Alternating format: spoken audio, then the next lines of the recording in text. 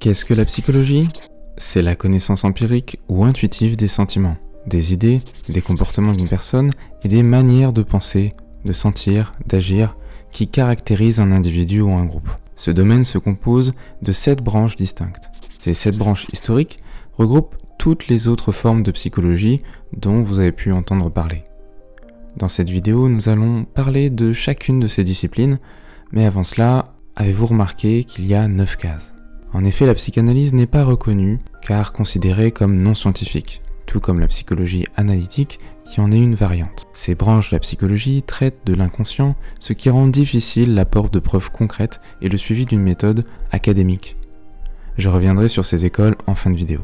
La psychologie expérimentale est une branche qui repose sur l'utilisation de la méthode scientifique traditionnelle pour générer des conclusions. Elle repose sur 4 principes: l'empirisme, le déterminisme, la probabilité et la parcimonie. Ce type de psychologie est plus simpliste dans ce qu'il recherche à démontrer, mais permet d'obtenir des résultats fiables et facilement réplicables pour tout type d'individu. On y retrouve 4 grands courants: le courant behavioriste, constructiviste, computationnel et cognitiviste.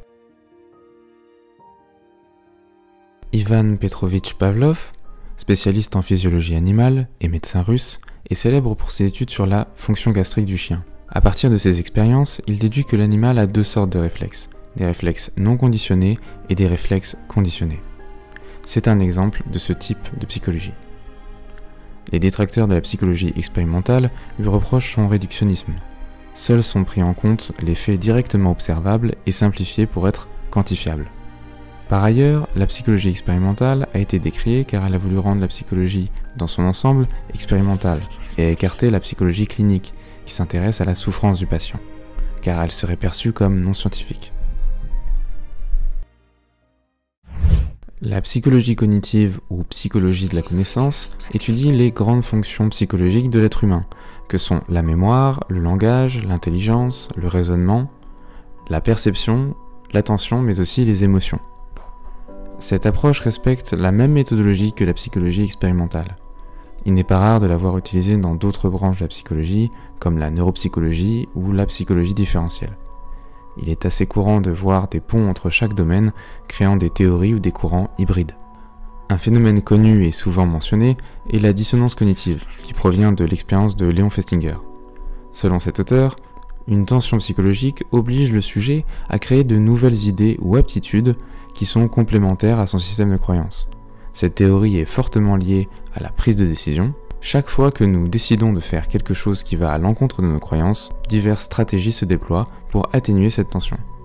Nous avons un profond besoin de rester cohérents avec nous-mêmes et ne pas se confronter à nos paradoxes. Cette branche de la psychologie est une bonne base pour comprendre les comportements humains, mais ne peut pas dépasser une certaine complexité, tout comme pour la psychologie expérimentale. La psychopathologie ou psychologie clinique s'intéresse aux troubles mentaux, à la souffrance du patient. Pour déterminer si le patient souffre d'une pathologie, il doit remplir certains critères. Ces critères, considérés de manière isolée, ne sont pas suffisants pour parler de psychopathologie. En pratique, la distinction entre normal et pathologique est souvent difficile à établir. Les diagnostics s'appuient sur plusieurs entretiens, examens ou tests psychologiques et/ou échelles de comportement qui évaluent non seulement la catégorie pathologique, mais également sa nature précise et son intensité. Malgré cela, il existe toujours une part de jugement social et de valeur dans l'évaluation du normal et du pathologique. Les 2 principaux systèmes de classification des troubles mentaux pour les personnes de tout âge sont la CIM-10, Système international de classification des maladies publié par l'Organisation mondiale de la santé, et le DSM, DSM-5, Diagnostic and Statistical Manual of Mental Disorders, qui est régulièrement actualisé par l'American Psychiatric Association, ou APA. Les classifications du DSM et du CIM tendent à circonscrire leur champ d'étude à la faveur d'une approche scientifique convoquant clinique, épidémiologie, génétique et neurosciences, pour des symptômes qui ne sont pas référés à des conflits inconscients sous-jacents à la différence de la psychanalyse. Toutefois, la psychopathologie psychiatrique peut également faire référence à Freud ou à la psychanalyse. Vous avez sûrement déjà entendu parler du trouble de la personnalité narcissique, il fait partie de cette classification. Ce trouble se traduit par un besoin excessif d'être admiré et par un manque d'empathie. Selon le DSM-5, pour attribuer un diagnostic, il faut que 5 de ces critères soient validés. Cette branche de la psychologie ne s'adresse qu'à des cas qui ne représentent pas une grande partie de la population. Il faut faire attention à ne pas chercher des pathologies partout, mais s'intéresser à cette branche permet de s'informer sur les cas graves. La psychologie différentielle est l'étude de la différence entre les individus. Elle se compose de 2 thèmes, variabilité entre individus, la personnalité, variabilité entre groupes. Le MBTI fait partie de ce type de psychologie, tout comme les dénominations HPI, HPE. L'exemple le plus connu en dehors du test de QI est le Big Five, ou Océan. Le Big Five désigne un modèle descriptif de la personnalité en 5 traits centraux. Ce test est reconnu par la communauté scientifique comme fiable, mais il ne parvient pas à apporter beaucoup de réponses aux personnes qu'il passe. Peu de choses peuvent être déduites des résultats. On remarque également qu'il faut partir du postulat que le sujet se connaît suffisamment. Et comme pour tous les tests qui se font seuls, il existe un biais conséquent dans les résultats. La psychologie différentielle peut facilement faire polémique en raison des résultats qu'elle apporte. Il y a des risques de stigmatisation, de rejet et d'élitisme qui peuvent découler de ces mesures. D'autre part, ces tests sont souvent remis en question concernant leur conception, leur légitimité et donc l'exactitude de leurs résultats. Le domaine de la psychophysiologie s'intéresse davantage à une explication de la psyché par le corps et la biologie. On retrouve notamment les neurosciences et la neuropsychologie qui s'intéressent à l'activité cérébrale grâce aux neurones. C'est tout le système nerveux qui est étudié pour comprendre le comportement humain. On va chercher à situer les régions du cerveau qui ont le contrôle sur certaines perceptions ou actions. Beaucoup de personnes victimes d'accidents cérébraux perdent des capacités ou constatent un changement de leurs capacités. L'amnésie provoquée après un coup sur la tête fait partie des effets connus qui tombent dans le domaine de recherche des neurosciences et de la psychophysiologie. Certaines personnes pensent qu'il y a un lien direct entre les maux du corps et les maux de l'esprit. Avez-vous tendance à tomber malade quand vous êtes stressé ou après un traumatisme ? Ces personnes vous diraient que vous souffrez de troubles psychosomatiques. Le terme psychosomatique, du grec ancien psyché, le mental et soma, le corps, désigne les troubles physiques occasionnés ou aggravés par des facteurs psychiques. Le traitement de ces troubles se fait par la psychanalyse ou la psychothérapie. Pour la psychophysiologie, plus scientifique et intéressée par la biologie, c'est une branche intéressante et très terre-à-terre, mais qui a des limites sur sa capacité de compréhension de la personnalité ou de phénomènes complexes. On reste sur les mêmes limites que la psychologie cognitive et expérimentale qui sont également utilisées dans ce domaine. Concernant les troubles psychosomatiques, on est davantage dans le flou. Difficile de savoir précisément ce qui est pertinent de ce qui tombe dans le mysticisme ou la pseudoscience.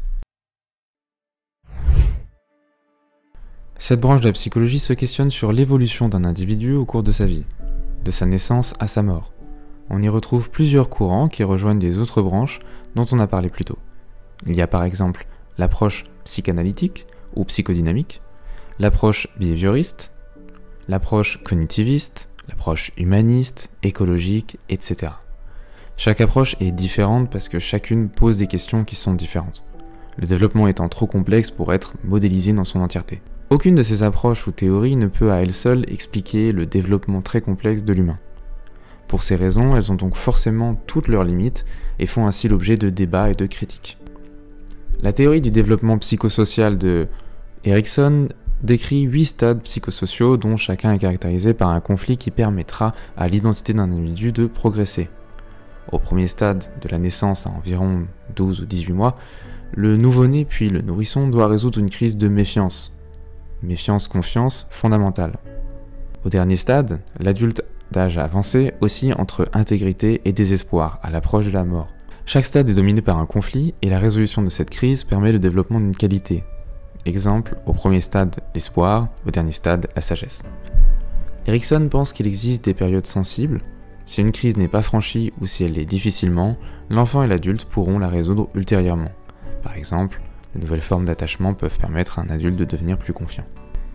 Cette branche de la psychologie est propice au croisement de plusieurs courants et domaines différents. Le développement humain est complexe, une seule théorie ne peut tout expliquer, mais l'accumulation des apports de plusieurs auteurs venant de domaines différents permet de clarifier les raisons possibles de l'évolution d'un individu. La psychologie sociale est la branche de la psychologie expérimentale qui étudie de façon empirique comment les pensées, les émotions et les comportements des individus sont influencés par la présence réelle, imaginaire ou implicite d'autres personnes. C'est un domaine interdisciplinaire situé à l'intersection de la psychologie et de la sociologie, catégorisée comme une sous-discipline de la psychologie. Les représentations sociales en sont un bon exemple.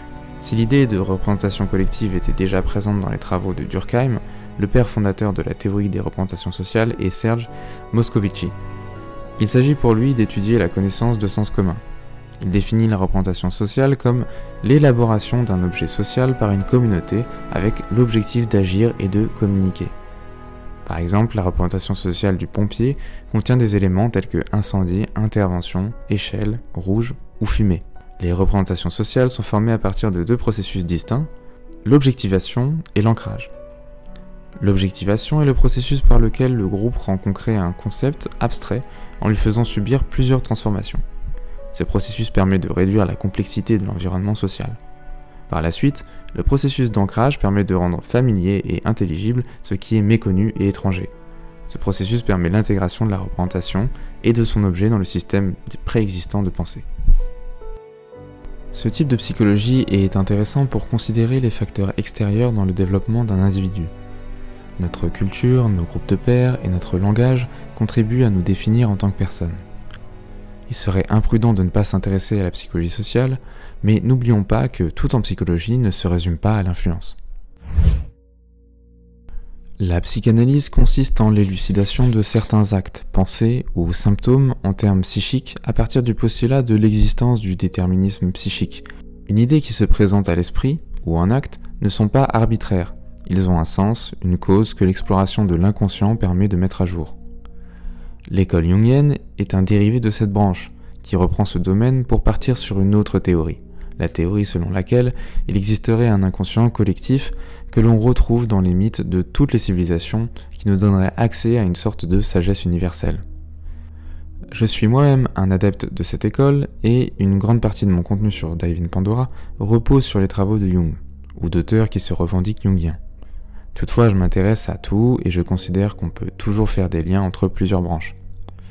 Pour moi, le MBTI peut aussi se ranger dans la psychologie cognitive, la psychologie différentielle ou encore la psychologie du développement.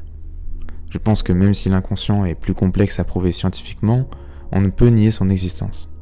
Je sais tout simplement qu'il y a d'autres prismes importants à considérer quand on cherche à comprendre la nature humaine. En conclusion, la psychologie est un vaste sujet qui possède de nombreuses approches différentes, mais aussi complémentaires. La psyché de l'individu est tout aussi importante que les mécaniques de groupe. Les méthodes expérimentales nous apprennent autant que la psychanalyse. Alors soyez curieux, ajoutez une corde à votre arc et ne vous enfermez pas dans une seule branche. La coopération de toutes ces visions permet une plus grande compréhension de la complexité de la nature humaine.